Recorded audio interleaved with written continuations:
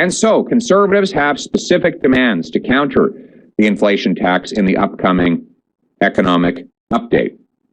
1, cancel all tax increases that are scheduled to take effect January 1st.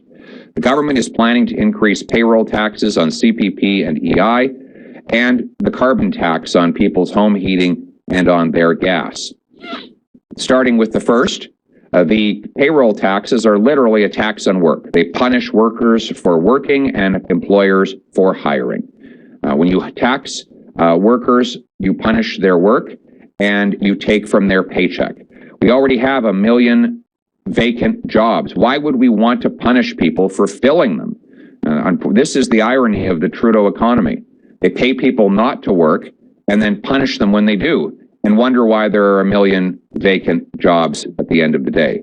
So we need to cancel these proposed tax increases that will hit the paychecks of workers if they go ahead on January 1st. And of course, we need to cancel any increases in energy taxes at a time when Canadians cannot fill their tanks or heat their homes. 2, government needs to phase out the deficit, which is driving inflation. The government should cancel the $100 billion of supplementary spending that it planned to stack on top of pre-existing budgets, end all permanent new programs, and return spending back to pre-COVID levels. The temporary, timely, and targeted need for assistance during lockdowns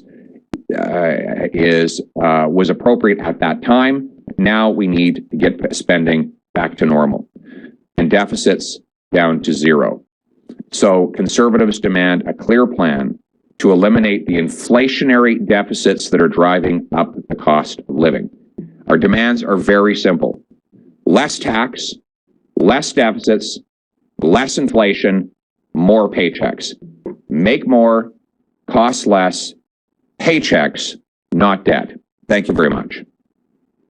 We'll now start the question period with question in the room. Thank you. Economy ground to a halt with 0.3% economic growth. How could so much money buy so little? Stephen Harper and the Conservatives added over $150 billion to the national debt with nothing to show for it. We made the decision to invest in Canadians instead, put more money in the pockets of middle class, and what did we get? 1 million Canadians lifted out of poverty.